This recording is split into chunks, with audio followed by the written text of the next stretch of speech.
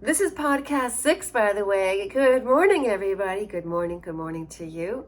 Wherever you are, grab yourself a cup of joe. Mine's hot cocoa in a Santa mug, even though it's not yet November. But the last I told you all, I had said to him that, hey, he gave me the shove off. I want to be honest with you and express my feelings about moving forward. At this time, I don't think we are at the right match for each other. No, we're not. And as I explained, he's not ready to tell me his wife committed suicide. And he feels guilty about it. That's my guess. May her soul rest in peace. May it be from the disease instead. May it be from something like that rather than a suicide, because a person who is depressed then takes their own life, that's not good news. They set themselves back. Suicide is not the answer. That's my rant. So he wrote, suicides cut deep. That is for certain. I'm sorry to hear about your close friend, Corrine. May she rest in peace and God be with you. And I didn't respond. I was like, that's a nice closure.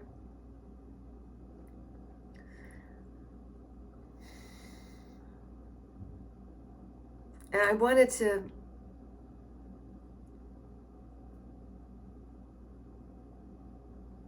express the truth of myself.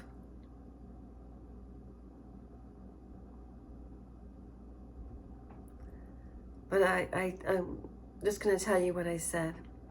Because no, he did write that one, and several days went by. And I said, you may not be my destiny, but it was enjoyable walking alongside you for a short while. Ciao. I thought that'd be the end of it. But he goes, thank you for sharing that. If you find yourself in need of a friend to accompany you to another festival in the future, please keep me in mind. Because I had him accompany me to the 2 festivals that I had already planned on. And one was the Bluegrass Festival downtown Raleigh called Wide Open Bluegrass. And the other is a little known Raleigh Film Festival that was done at the engineering building campus off of Centennial campus over there.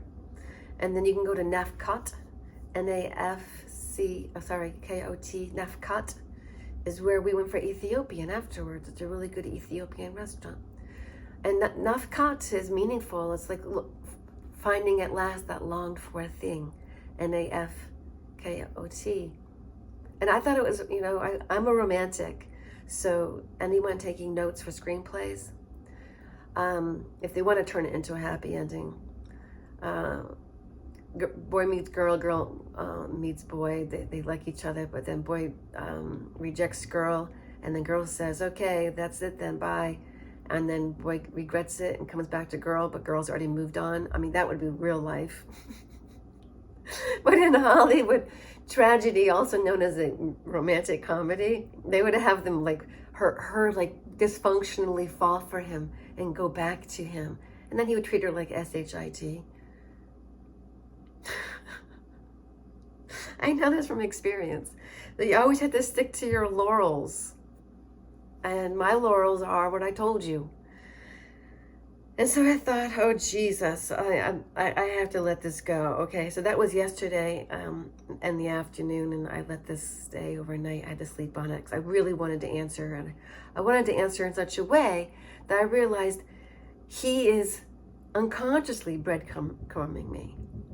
He's inviting me to invite him to be accompaniment. Thank you for sharing that. In other words, you may not be my destiny, but it was enjoyable walking alongside you for a short while. Ciao. I guess that didn't mean goodbye to him. That may have meant hello or touche. Maybe he knows Italian better than I do. I know ciao is used for all kinds of things. In Italian, I had a Francesca Zavolta from Milano, Italy. She would talk to her family long distance, and this was in the 80s, early 80s, where long distance cost a lot of money. So she would get our whole family on the phone and be like, ciao, ciao, ciao, ciao, Bella, ciao, yeah. She used to call me Bella Bimba. Yeah, I met her at the Calls of Charleston. It's kind of cool, right? Anyway, like I said, he might know the meaning of ciao better than I do, but to me it meant goodbye. And he goes, thank you for sharing that. If you find yourself in need of a friend to accompany you to another festival in the future, please keep me in mind. So he wants to be needed. So he's like, if you find yourself in need of a friend, in other words, I'm going to breadcrumb you because I've already stated we don't have a future together. I don't see you as a partner.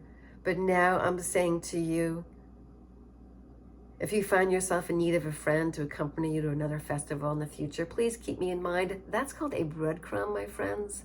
It's a very gentle and kind breadcrumb, but a breadcrumb is a crummy thing, and it leads you to a crummy circumstance and a crummy relationship. It falls apart because it's not built on his actually seeing your integrity. He's breadcrumbing you. You're going to need him to accompany you. I don't want a man who starts the relationship off without being a man, which would be like, how about this? Let's give it a couple months, and in 2025, if you don't mind, cats, I'll check back with you about seriously dating you. Forgive me for this. And then he could be honest. You were pushing my buttons. You triggered me, and I didn't want to tell you what really happened about my wife, and he doesn't know that I found out what happened. So I know more than he does, but there's also the truth of the matter that he omitted things that I gave him the opportunity to speak about. I found out, you do a background check on men before you meet them. I do. And so I knew a lot about this person. And I knew he'd been an extra in a movie. And I saw the clip on YouTube. And he was just this guy that was on the park bench. Not the park bench, but it was one of those benches that you would see inside of a good old-fashioned train station, if it was set in that movie period. It's the daughters going off to war, though, not the sons. So it was a movie about a female that was in the army and her empowerment story, and how she had a difficult mother. Her mother was non-present, so she relied upon her father, and she had a very contentious relationship with him because he could never appropriately tell her he loved her. She was never supported by him. He wanted to complain to her about how hard he had it. So she was parentified early. She was burdened early with what she shouldn't have been burdened with, and he never saw her. So that's what the movie was about. So he was in that as an extra. And so in our conversation, I was talking about how I was an extra in Oh Crappy Day, about OCD. That was released during COVID, I believe. And it was kind of bad timing because it was about a guy that had to wear gloves in public spaces. And by then, when they released the movie, people were. They were gloving up, and they were double masking, you name it, right? So anyway, I'm going to finish our little morning podcast off by telling you that this is how I responded to the breadcrumb. The only man I want in my life is a romantic partner who sees my value. You have made it quite clear you have no intentions of becoming emotionally close. Without connection, there is no value. Thusly, this is where I say goodbye and wish you all the best.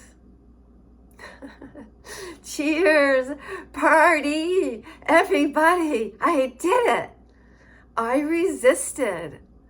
The love-starved child, the adult child of a narcissist is growing up. I didn't take the bait. And he says, I completely understand. All the best to you too. He now understands. Yes. So yeah, could have said more, but I was succinct. I'm so proud of myself. So that's what breadcrumbing looks like. When a man tells you you're in the friend zone in so many words, and you really have precious time, you don't waste it on that. You'll always be second fiddle to whatever his whim is and whatever his level and degree of healing is. So may he heal. No, I am not willing to be your friend. Thanks for asking. I am not willing to accept the offer to rely upon him for somebody to accompany me. No, I would go alone. Par chance I met some cool single guy. Why would I drag this guy along? You know what I mean? You know, I go to festivals by myself. I had already planned going. I went to the Sonar Music Festival. It's a good time. It's very underrated because it's just started. So SONARK. It's near Chapel Hill. So it's really out in the woodsy area. It's going to be, what they want to make it into is like the next Glastonbury. Woo!